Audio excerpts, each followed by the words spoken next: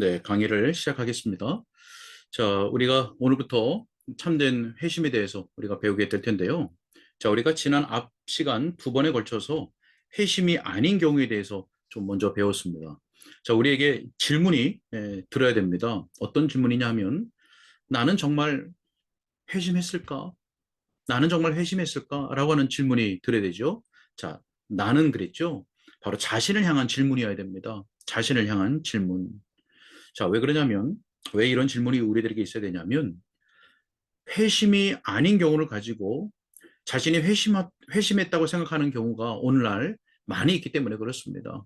오늘날 많은 사람들이 회심이 아닌 경우를 가지고 자신이 회심했다고 생각하고 있기 때문에 그렇습니다. 자, 이런 질문이 또 있을 수 있습니다. 아, 목사님 그렇게 말한다면 구원받는 게 이렇게 어려워가지고 누가 구원받을 수 있습니까? 누가 구원받을 수 있습니까? 이런 얘기죠. 자, 비슷한 질문이 성경에 기록되어 있는 것을 여러분 알고 계십니다. 어떤 사람이 예수님께 질문을 했잖아요. 누가복음 13장 23절의 말씀을 보게 되면 예수님께 이렇게 질문합니다. 구원받을 사람이 얼마나 되겠습니까? 얼마나 되겠습니까? 얼마 안 되죠? 이런 뜻이죠. 그죠? 구원받은 사람이 얼마 안 되죠? 이렇게 예수님께 물은 겁니다. 자, 그랬더니 예수님께서 무엇이라고 대답하십니까? 좁은 문으로 들어가기를 힘쓰라. 좁은 문으로 들어가기를 힘쓰라라고 말씀합니다. 자, 여기서 우리가 두 가지를 알 수 있습니다. 예수님 말씀을 통해서 알 수 있는 두 가지. 첫 번째는 잘못된 방법으로는 들어갈 수 없다는 겁니다. 잘못된 방법으로는 들어갈 수 없다. 자, 잘못된 방법이 뭡니까? 네, 참된 방법이 아닌 것이죠. 자, 여러분. 중생이 일어납니다. 거듭남. 자, 중생한 사람은 회개와 믿음이 일어납니다. 중생한 효과로서 회개와 믿음이 일어납니다. 여러분 생각해 보십시오.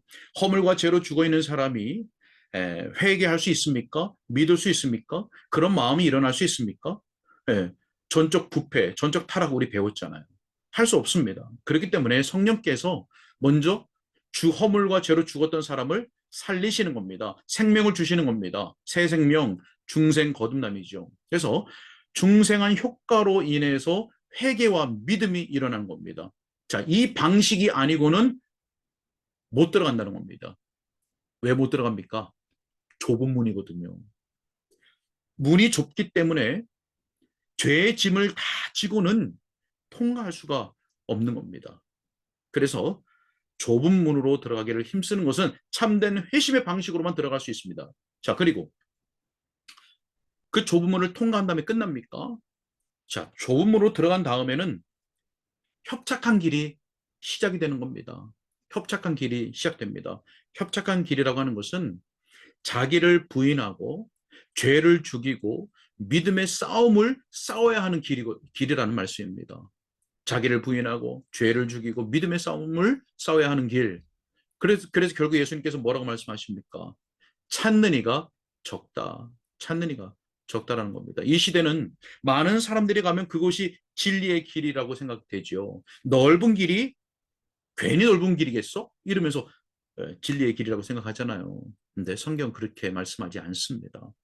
좁은 문으로 들어가라, 협착한 길이다 라고 말씀합니다. 자, 첫 번째는 잘못된 방식으로는 들어가지 못한다는 거였고요. 예수님의 말씀을 통해서 알 수 있는 두 번째는요. 관심을 다른 사람이 아니라 자기에게로 돌리라는 겁니다. 자, 구원받는 사람이 얼마나 되겠습니까? 라고 물었을 때 너가 좁은 문으로 들어가기를 힘쓰라라고 말씀하시거든요. 자, 부활하신 예수님께서 베드로 찾아오셨습니다. 너나 사랑하느냐? 자, 그 마지막에 뒤에 사도 베드로가 물었습니다. 예수님, 저 예수님 사랑하시는 제자는 어떻게 돼요? 그랬더니 예수님께서 그거 신경 쓰지 마. 너의 갈 길이 있어. 그는 그의 갈 길을 갈 거야. 이렇게 말씀하시잖아요. 자신에게 관심을 가지라고 하는 겁니다. 네. 자, 우리가 참된 회심을 공부하는 동안 말씀드린 것처럼 나는 회심했는가라고 하는 질문을 끊임없이 가져야 되고 또 자기의 영혼을 살피는 일이 반드시 있어야 되겠습니다. 여러분 실제로 로이드 존스 목사님이라고 여러분 아시잖아요. 그 로이드 존스 목사님이 자신의 설교를 듣는 회중들을 회심하지 않은 사람들로 여기고 설교를 했다고 합니다. 교회 안에 들어와 있습니다. 그리고 자기의 설교를 듣는 회중입니다. 근데 그들을 향해서 회심하지 않은 사람들로 여기고 설교를 했다는 것이죠. 그래서 로이드 존스 목사님이 이런 얘기를 많이 했습니다. 여러분이 진짜 그리스도인인지 아닌지를 입증하는 시금석이 여기 있습니다. 자, 이런 식으로 말씀을 하시면서 질문을 던진 것이죠.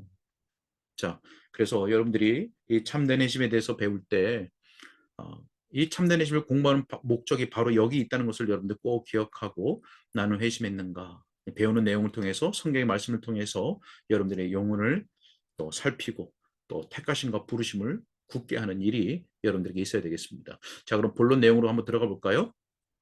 첫 번째 내용을 보십시오. 회심의 주체. 자, 회심을 이루시는 주체가 누구이신가라고 하는 내용입니다. 성령의 역사다라고 하는 내용입니다. 자, 보시면 우리는 성령의 거룩하게 하심 또는 성령의 새롭게 하심으로 회개하게 된다. 그렇다고 해서 성삼위 가운데 성부와 성자가 배제되는 것은 아니다. 자, 성령께서 회심을 이루신다고 해서 성부 하나님과 성자 하나님, 성자 예수님이 관여하지 않는 것은 아니다. 자, 이런 의미입니다. 베드로는 우리에게 우리를 거듭나게 하사 산 소망이 있게 하시는 우리 주 예수 그리스도의 아버지 하나님을 찬송하라라고 가르칩니다. 자, 여기 아버지 하나님이 나오죠. 또요, 그리스도는 이스라엘로 회개케 하시는 분 또는 영존하시는 아버지라고 불리신다. 그리고 우리는 그리스도의 자손 또는 하나님께서 예수에게 주신 자녀라고 불린다. 자, 우리의 회심에 있어서 성령께서 주체이시지만 성부 하나님과 성자 하나님이 전혀 배제되어 있지 않다라고 하는 것을 우리가 기억해야 되겠죠. 계속해서요. 특별히 성경은 회개를 주로 성령의 사역이라고 가르치면서 그리스도인들을 성령으로 난 사람이라고 부른다. 자, 한번 8번 각주 한번 보실까요? 각주 8번을 보시면 요한복음 3장 5절 말씀에 예수께서 대답하시되 진실로 진실로 내게 이르노니 사람이 물과 성령으로 나지 아니하면 성령으로 난 사람이라고 말씀이죠. 계속해서요. 그러므로 회개는 인간이 가진 능력의 한계를 벗어나는 일이다. 우리는 혈통으로나 육정으로나 사람의 뜻으로 나지 아니하고 오직 하나님께로서 난 자들이다. 자, 무슨 말씀입니까? 우리의 힘과 우리의 능력으로 할 수 있는 일이 아니라고 하는 것이죠. 회심은 누가 하시는 겁니까? 성령의 역사다라고 하는 것이죠. 그래서 이것을 마지막에 보시면 초자연적인 일이다. 초자연적인 일이다. 성령께서 하시는 역사, 영적인 일, 영혼에 관계된 일, 초자연적인 일이다라고 하는 것입니다. 자, 인간 스스로는 결코 자신을 회개하게 할 수 없다.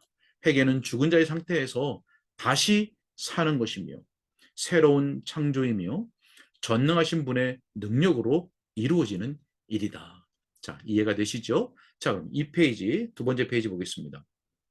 자, 그렇다면 회심을 일으키시는 주체는 바로 성령이신데 회심이 일어나게 하시는 내적 원인은 무엇인가? 핵심은 원인이 우리에게 있지 않고 하나님의 은혜에 있다고 하는 겁니다. 자, 우리가 설교 시간에도 말씀을 드렸다시피 주권적인 하나님의 은혜 혹은 주권적인 하나님의 은혜로운 역사라고 우리가 이해할 수 있겠죠. 자, 내용을 보겠습니다. 성경은 우리를 구원하시되 우리의 행한 바 의로운 행위로 말미암지 아니하고 오직 그의 긍휼하심을 조차 중생의 씻음과 성령의 새롭게 하심으로 하셨나니. 자, 여기 무엇이라 말씀합니까? 오직 그의 긍휼하심으로 쫓아 우리를 긍휼히 여기시는 하나님의 주권적인 은혜로 말미암아 우리에게 중생의 씻음, 성령의 새롭게 하심이 일어나는 겁니다. 계속해서요. 또한 그가 자기의 뜻을 쫓아. 자, 여기에 자기의 뜻을 쫓아라고 말씀하죠. 진리의 말씀으로 우리를 낳으셨느니라 라고 증거한다. 하나님께서는 우리가 거룩해서 택하신 것이 아니라 택하신 원인, 택하신 조건, 우리에게 있지 않다는 겁니다. 하나님께 있다. 그것은 무엇이냐? 주권적인 은혜다. 계속해서요. 우리를 거룩하게 하시려고 택하고 부르셨다. 자, 여기 아주 중요한 내용이 나오죠. 거룩하게 하시려고 택하고 부르셨다. 자, 여러분 15번 각주를 쭉 따라서 내려가 보시면 에베소서 1장 4절 말씀인데요. 곧 창세 전에 그리스도 안에서 우리를 택하사 우리로 사랑 안에서 그 앞에 거룩하고 흠이 없게 하시려고 그랬습니다. 여기 보니까 우리를 택하셨습니다. 그리스도 안에서 창세 전에 우리를 택하셨는데 그 목적이 무엇인가요? 택하신 목적, 부르시는 목적, 회심케 하시는 목적, 바로 그 앞에 거룩하고 흠이 없게 하시려고. 자, 여러분 데살로니가 후서 2장 13절의 말씀을 보면요. 하나님께서 택하사 성령의 거룩하게 하심이라고 하는 말씀이 나옵니다. 성령의 거룩하게 하심. 자, 택하신 목적이 무엇이라고요? 거룩입니다. 거룩. 자, 히브리서 12장 14절의 말씀을 보게 되면 거룩하심을 따르라. 거룩함을 따르라. 거룩함을 따르라. 이것이 없이는 아무도 주를 보지 못하리라. 여러분, 아무도 주를 보지 못한다는 게 무슨 말씀입니까? 천국에 못 간다는 겁니다. 무엇을 하지 않으면, 거룩함을 따르지 않으면. 아주 중요한 내용이죠. 그래서 택하심의 목적은 거룩이다 하는 거 꼭 기억해야 되겠습니다. 자, 또 한 가지 우리가 이 말씀 속에서 생각할 수 있는 것은, 자, 여기 보면 성령의 거룩하게 하심이라고 말씀드렸죠. 성령의 거룩하게 하심. 자, 여기 보면 여기도 우리를 거룩하게 하시려고 그랬는데요. 성령의 거룩하게 하심이라고 하는 말씀을 우리가 보면 성령께서 거룩하게 하시는 그 역사에 있어서 필수적으로 행하시는 과정이 무엇인가 하면 회심입니다. 회심. 자기의 죄를 깨닫고 자기가 더럽고 추한 죄인이라는 거, 자기 안에 끔찍한 죄성이 있다는 것을 깨닫고 애통하는 심령으로 회개하게 되는 거거든요. 자, 이 회심. 그래서 성령께서 거룩하게 하심에 있어서 필수적인 과정이 바로 이 회심이라고 하는 것을 꼭 기억해야 되겠습니다. 자, 계속해서 보실까요? 하나님이 보시기에 인간 속에는 하나님의 마음을 끌만한 것이 전혀 없다. 오히려 불쾌하게 할 만한 것이 있을 뿐이다. 그럼에도 불구하고 하나님께서는 우리에게 값없이 은혜를 주셨고 우리를 거룩하게 하신다. 그렇기 때문에 베드로는 사랑을 담아 손을 높이 들고 찬송하리로다. 우리 예수 그리스도의 아버지 하나님이 그 많으신 국률대로 우리를 거듭나게 하사라고 외쳤다. 바울 역시 국률에 풍성하신 하나님이 우리를 사랑하신 그 큰 사랑을 인하여 허물로 죽은 우리를 그리스도와 함께 살리셨고 라고 고백했다. 네. 회심이 일어나게 하는 내적 원인은 하나님의 주권적인 은혜입니다. 세 번째 내용 보실까요? 회심이 일어나게 하는 외적 원인에 대해서 보겠습니다. 자, 외적 원인은 예수님의 중보 사역입니다. 자, 어떤 내용일까요? 하나님께서는 예수님을 통해 자신이 기뻐하시는 것을 우리 안에 이루신다. 자, 예수 그리스도 안에서 예수 그리스도로 인하여 예수 그리스도로 말미암아 예수님을 통해 이런 내용이죠. 또한 하나님께서는 예수님을 통해 하늘에 속한 모든 신령한 복을 우리에게 주신다. 예수님은 하나님께 선택은 받았지만 아직 믿지 않는 자들의 영혼을 위해 중보 기도를 하신다. 자, 여기 보시면 선택은 받았지만 아직 믿지 않는 자들의 영혼이라고 했습니다. 여러분, 이 표현이 이해가 되시죠? 선택은 영원전에 이루어졌습니다. 하나님께서 영원전에 구원하실 자들을 선택하셨습니다. 그런데 언제 그 영혼이 구원받는 겁니까? 성령의 효과 있는 부르심이 일어날 때 그 영혼은 구원을 받는 겁니다. 그렇죠? 그래서 택함은 있었지만 아직 믿지 않는 자들이 있는 겁니다. 믿지 않는 선택받은 자들, 선택된 죄인들이 있는 것이죠. 자, 예수님은 지금도 하나님 보좌 우편에서 중보 기도를 하십니다. 왜 하십니까? 예수님께서 무엇 하시기 때문에 암탉이 새끼를 모음같이 선택받은 죄인들, 다시 말해서 아직 선택은 받았지만 아직 양우리에 들지 않은 자들을 불러 모으시는 겁니다. 불러 모으시는 겁니다. 자, 이해가 되시죠? 구원에 이르는 회개를 한 사람은 예수님께서 해산의 고통을 치르시며 얻어낸 열매이다. 그리스도께서 십자가에서 당하신 모든 고통은 우리를 낳기 위한 해산의 고통이었다. 주님은 우리에게 거룩함이 되셨고 우리를 거룩하게 하시려고 자신을 희생제물로 거룩하게 구별하셨다. 주님께서 자신의 몸을 영원히 단번에 들이셨기 때문에 우리는 거룩함을 얻었다.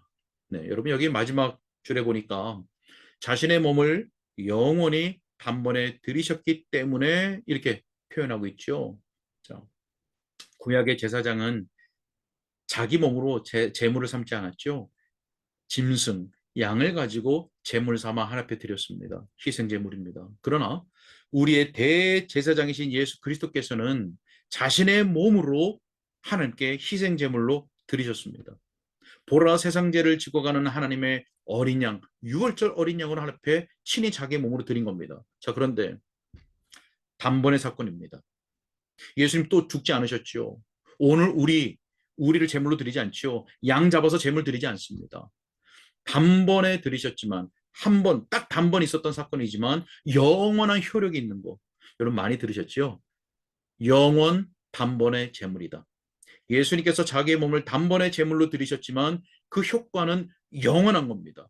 영원한 거. 자, 그렇다면 2000년 전에 예수님께서 십자가에서 이루신 구속의 사건이 그 단번에 자신을 드린 그 사건이 오늘 우리들에게 어떻게 효과가 있는 겁니까? 바로 성령의 역사죠. 성령의 역사.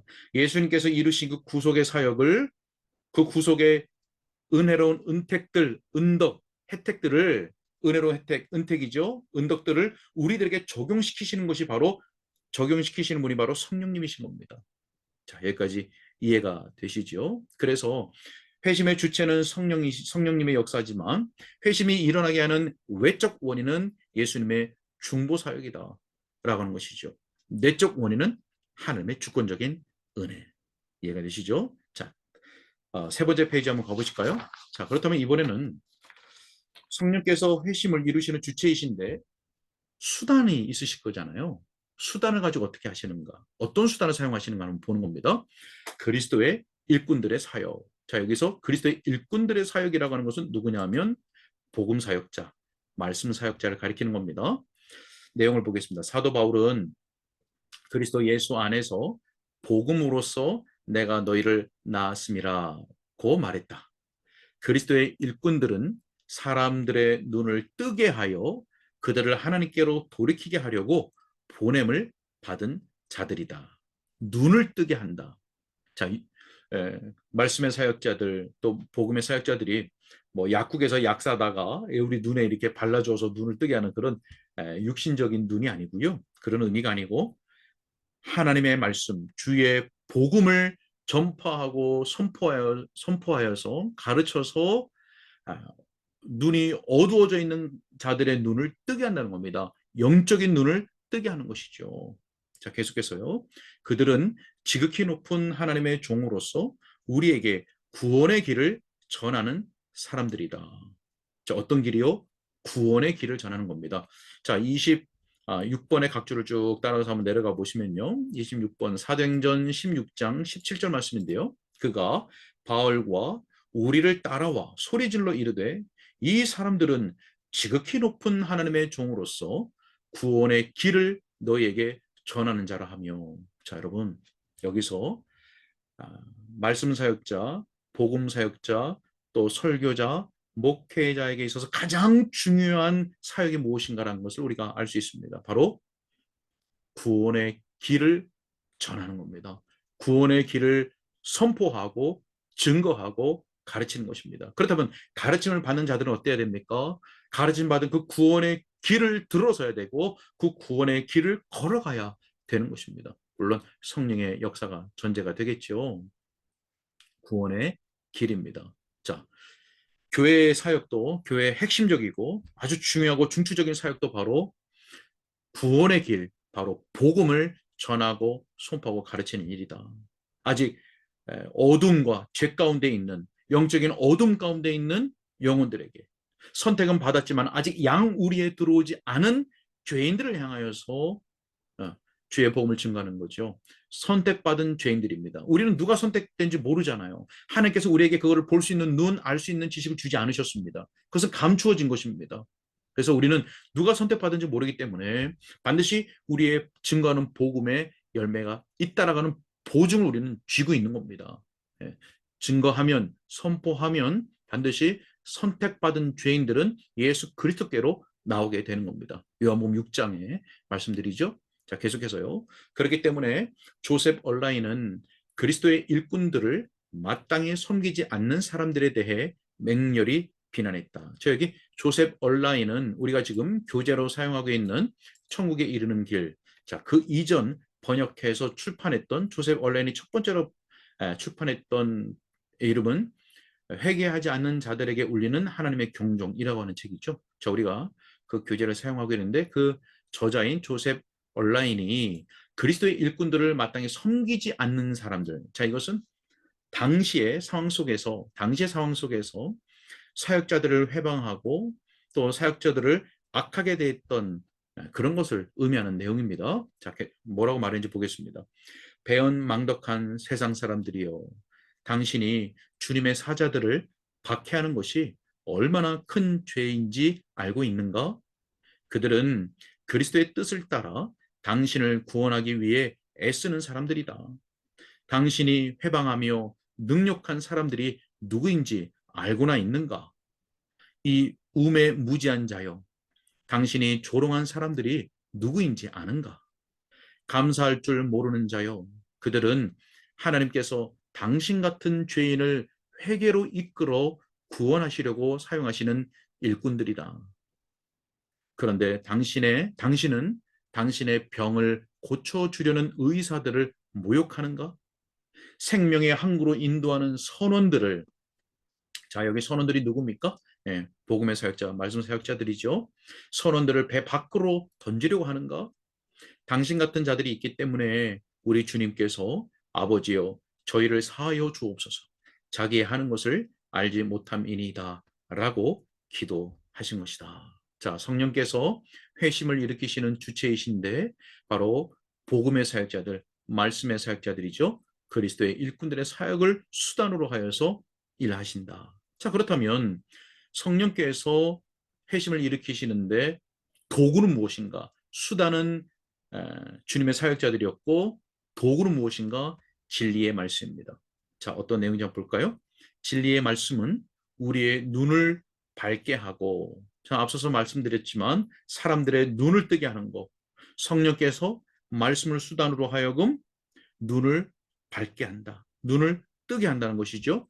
또 영혼을 소성케 하며, 자, 우리가 소성케 한다, 소생케 한다라고 얘기하는데요. 자, 거기서 말하는 영혼을 소생케 한다는 것은 깨어나게 한다, 또 되살아나게 한다, 이런 뜻입니다.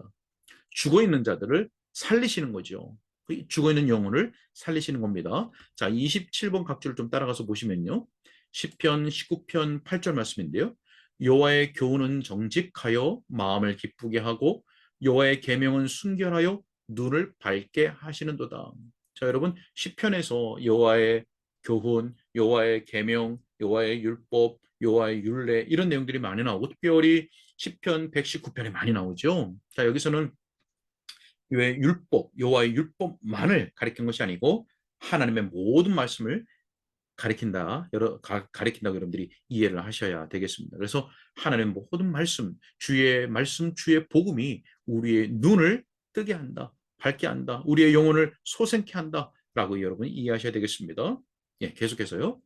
구원에 이르는 지혜를 준다. 우리 잘 아는 말씀이죠. 28번 각주에 보면 디모데후서 3장 15절 말씀에 또 어려서부터 성경을 알았나니 성경은 능히 너로 하여금 그리스도 예수 안에 있는 믿음으로 말미암아 구원에 이르는 지혜가 있게 하느니라. 네, 구원에 이르는 지혜가 주의 말씀에 담겨져 있지요. 자, 계속해서요.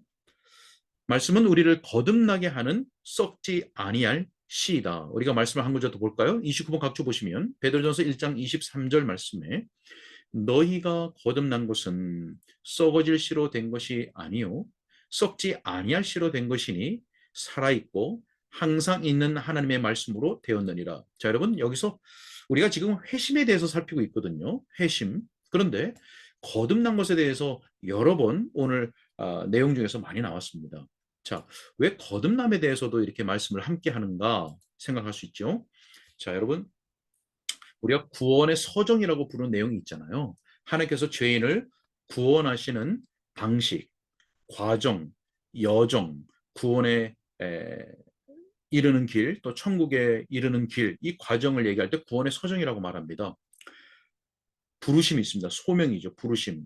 내적 부르심, 외적 부르심. 외적 부르심은 복음, 말씀으로 부르시는 거고, 내적 부르심은 성령의 유효한 부르심, 성령의 역사를 말하는 겁니다. 그래서 부르심, 그리고 중생, 거듭남이 있습니다. 그 다음에 회개와 믿음, 그 다음에 양자, 칭의, 성화, 견인, 영화 이런 단계가 있거든요. 자, 이거 이렇게 성경에 흩어져 있는 그런 복음의 내용들을 세분화해서 우리가 좀 구분해서 생각해 볼 수도 있습니다. 그런데 성경에서 어떤 부분들은 이것을 아, 하나하나 다르게 설명하지 않고 이렇게 하나를 전체적으로 설명할 때가 또 많이 있습니다. 그래서 세분화해서 생각할 수도 있지만 우리가 어느 것 하나로 이렇게 묶어서 생각할 수도 있는데 오늘 본문에서는 이렇게 중생 혹은 회심으로 이렇게 묶어서 설명하고 있다는 내용도 여러분들이 참고적으로 아실 수가 있겠습니다.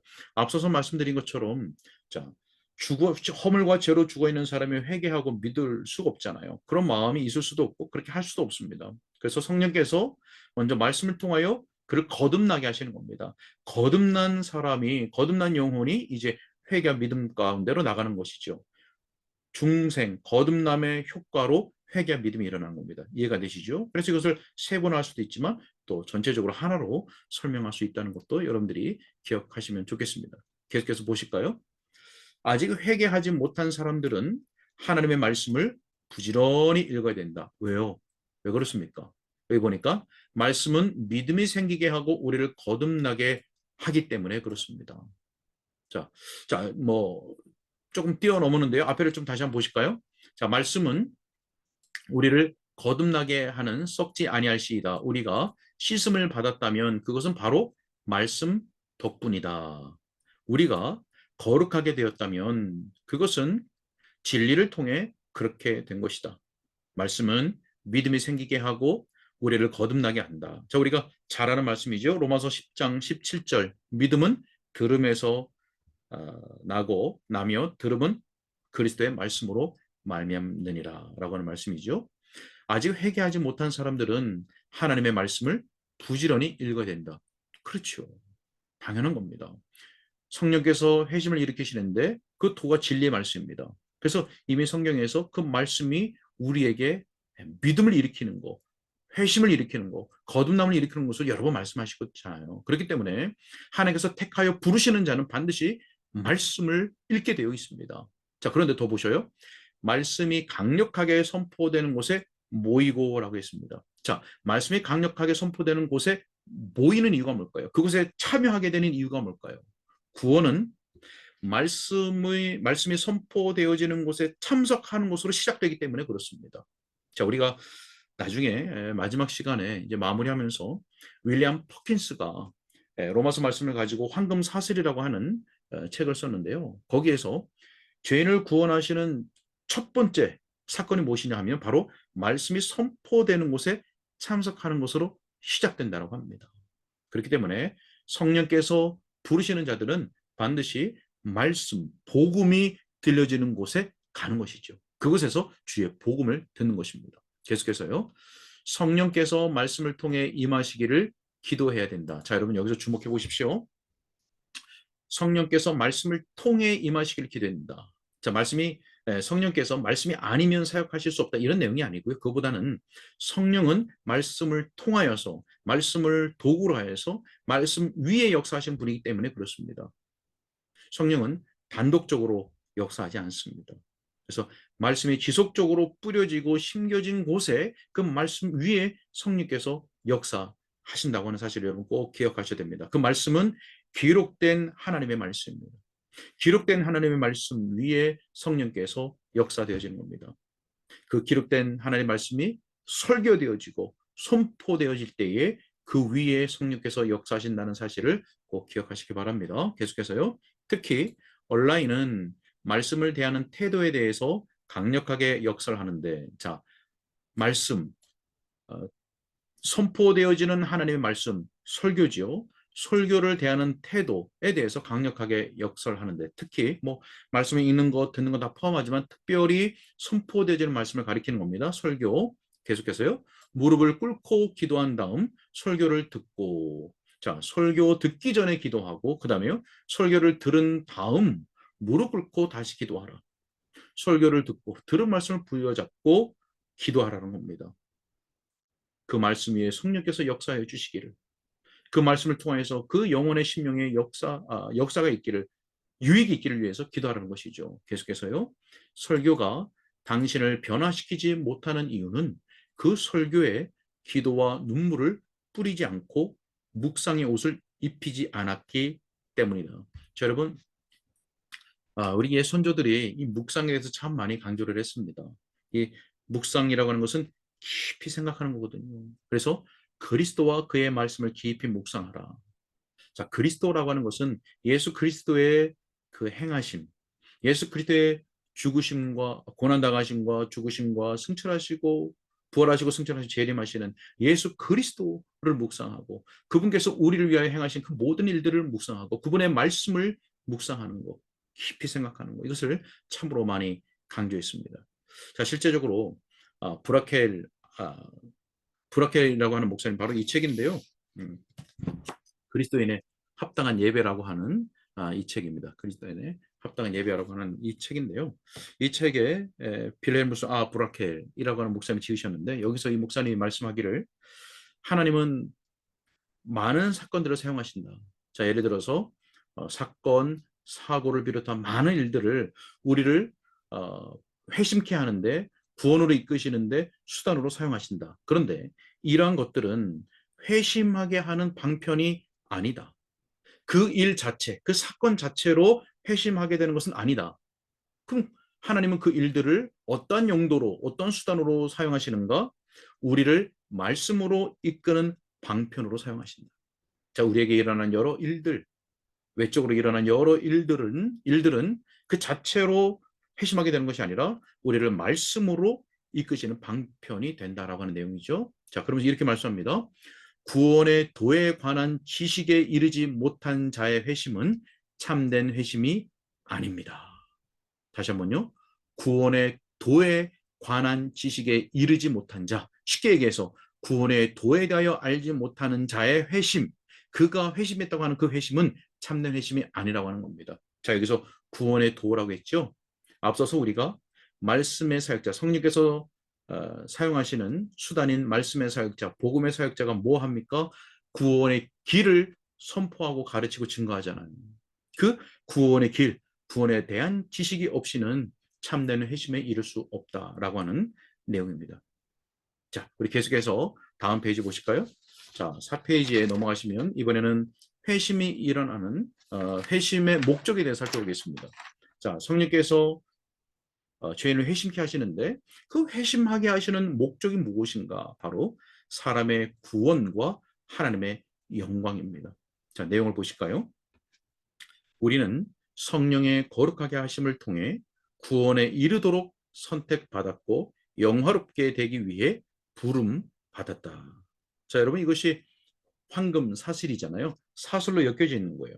택하신 자를 부르시고 또 영화롭게 하시는 것. 자, 이 연결이 되어 있는 사슬을 얘기하는 겁니다. 자, 그런데 계속 보셔요. 하지만 우리가 부름 받은 것은 무엇보다도 하나님께 영광을 돌리기 위함이다. 자, 여러분, 하나님께서 왜 구원할 자를 택하셨나요?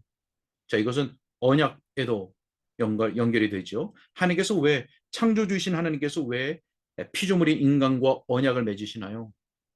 그 언약 백성을 통하여서 하나님이 영광 받으시기 위해서 그렇습니다. 언약 백성들이 하나님의 자녀라고 하는 것을 말로써, 거룩한 행실로서 드러내서 우리의 하나님이 거룩하신 하나님, 우리의 하나님이 의롭고 선하신 하나님이라고 하는 것을 만방에 알리게 하는 겁니다. 만 백성에게 선포하게 하는 겁니다. 그로 말미암아 하나님이 영광 받으시려고 하시는 것이죠. 그래서 언약 백성을 삼으시는 겁니다. 계속해서요. 하나님의 아름다운 덕을 선전하고 선포하는 것이죠. 또 선한 일에서 열매를 맺기 위함이다. 시절을 쫓아 선한 열매를 풍성히 맺는 것은 우리의 의무이다.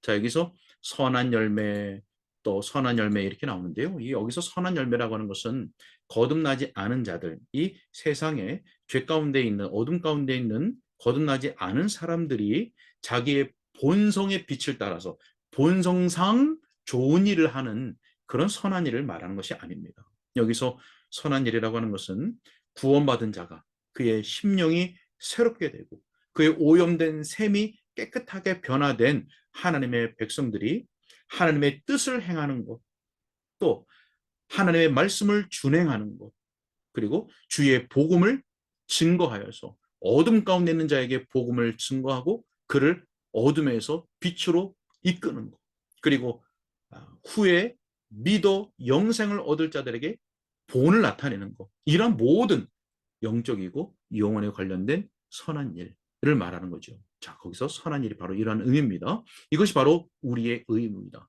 이것을 통해서 하나님께 영광을 돌리는 것이죠. 자, 마지막 7번 보실까요? 회심의 대상이 누굴까요? 성령께서 그 회심을 일으키시는데 그 대상이 있습니다. 바로 선택받은 죄인입니다. 자, 내용을 한번 보시겠습니다. 하나님께서는 자신이 예정하신 사람만을 부르신다. 자, 여기 예정이라고 하는 것은 물론 예정 안에는 선택과 유기가 포함되어 있습니다. 그렇죠? 선택과 유기. 그런데 여기서 여러분은 선택, 택하신 자라고 이해하시면 되겠죠? 하나님께서 선택하신 사람만을 부르신다. 그리스도께서 나와 그분을 그리스도께 나와 그분을 믿음으로 구원을 얻을 수 있는 사람은 오직 하나님께서 그리스도에게 주신 사람들 뿐이다. 여러분 우리가 주일날 설교도 들었지만 4번 각주를 보시면 요한복음 6장 37절 말씀에 아버지께서 내게 주신 자는 하나님께서 영원전에 선택하여 아들에게 주신 자들을 말하는 거지요. 주신 자들은 다 내게로 올 것이요 내게 오는 자는 내가 결코 내쫓지 아니하리라. 자, 이해가 되시죠? 계속해서 보실까요? 효과적인 부르심은 성령의 효과적인 부르심입니다. 영원한 선택과 평행을 이루며 나아간다. 무슨 말이냐면 하나님께서 영원전에 택하신 자들을 성령께서 부르신다. 그들을 유효하게 효과 있게 부르셔서 그로 하여금 거듭나게 하시고 회개와 믿음을 일어나게 하신다라고 하는 내용입니다.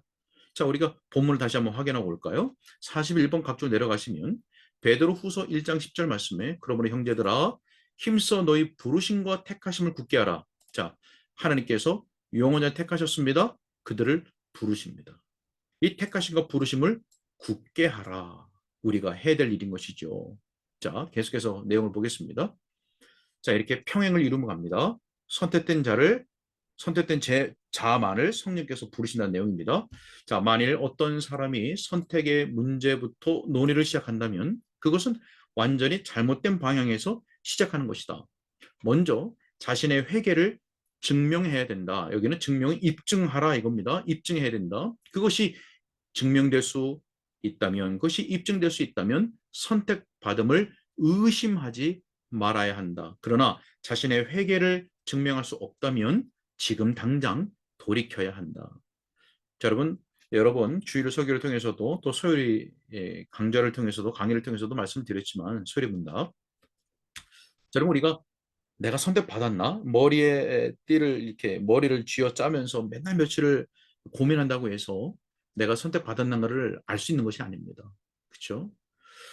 참된 회개가 있다면 내 속에 참된 회개가 일어났다면 그것을 통해서 내가 선택받은 죄인이었구나라고 하는 것을 확인할 수 있는 겁니다. 참된 회개, 참된 회개의 열매, 성령의 유한 부르심이 내게 있는 것을 보면서 내게 나타나는 것을 보면서 내가 영원전에 선택받은 자였구나 라고 하는 것을 확인하는 겁니다. 그게 입증하는 겁니다. 입증하는 것, 증명해내는 것이죠. 자, 여러분 생각해 보십시오. 진정으로 거듭난 사람은 거듭나기 이전으로 돌아갈 수가 없습니다. 참된 회심을 한 사람은 참된 회심 전으로 돌아갈 수가 없는 겁니다. 그래서 내게 참된 회심이 일어났구나. 진정한 거듭남이 일어났구나. 라고 하는 것을 확인하면서 아, 내가 창세전에 영원전에 택함받은 자였구나. 라고 하는 것을 확인하게 된다는 것이죠. 여러분, 복음을 경험한 사람은 이전에 나를 사랑하며 또 나를 위해서 살던 그때로 돌아갈 수가 없는 겁니다. 자, 그런 모습을 보면서 내가 택함받은 자였구나라고 하는 것을 확인한다는 내용입니다. 자, 계속해서요. 하나님의 비밀한 계획이 무엇이든지 하나님의 약속은 분명하게 나타나기 때문이다. 그런데 하나님께 반역하는 사람들은 목에 핏대를 세우며 이런 궤변을 늘어놓는다. 만일 내가 선택받았다면 아무리 내 뜻대로 살아도 결국 구원받을 것이다. 그러나 내가 선택받지 못했다면 아무리 노력해도 결국 지옥으로 떨어질 것이다. 저는 무슨 말입니까? 영원전에 선택하셨다고? 좋아. 그러면 내가 영원전에 선택받은 자라면 이제 내가 아무렇게나 살아도 내 마음대로 살아도 나는 결국 구원받겠네? 라고 하는 것이죠. 또 한 부류는 내가 선택받지 못했어? 그렇다면 나는 아무리 노력해도 결국 지옥에 떨어지겠네? 영원전을 선택하셨다면서.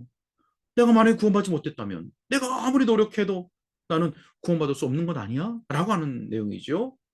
자, 어떻습니까? 맨 마지막 각주를 따라가시면 이것을 우리는 극단적인 칼빈주의다. 극단적 칼빈주의라고 말합니다. 여러분, 칼빈주의 혹은 개혁주의의 핵심 가르침이 뭐냐면 하나님의 절대 주권이죠. 하나님의 절대 주권, 하나님의 절대적인 주권으로 주시는 은혜, 이것을 말하지 않습니까? 그런데 이것에 대해서 아주 심각하게 오해하고 있는 겁니다. 그래서 하나님의 예정, 하나님의 선택이 이미 끝났으니, 이미 결정됐으니 우리에게는 아무런 책임이나 의무가 없다. 그래서 인간의 책임이나 의무를 무시하거나 배제해버리는 거죠. 결코 그렇지 않습니다. 그것은 성경의 가르침이 아닙니다. 자, 내용을 보십시오. 그러나 하나님의 말씀, 성경은 이와 반대의 것을 알려줍니다. 무엇이라고 가르쳐 줍니까? 회개하고 돌이켜 너희 죄 없이 함을 받으라. 여러분, 복음은 명령하고 있습니다. 복음 명령합니다. 회개하고 돌이켜 받으라 라고 명령하고 계십니다. 또 한 가지요. 몸의 행실을 죽이면 살리니. 몸의 행실을 죽이면 살리니. 자, 여러분, 이와 같이 복음 명령입니다. 정해졌으니 너에게는 책임이 없다라는 것이 아닙니다.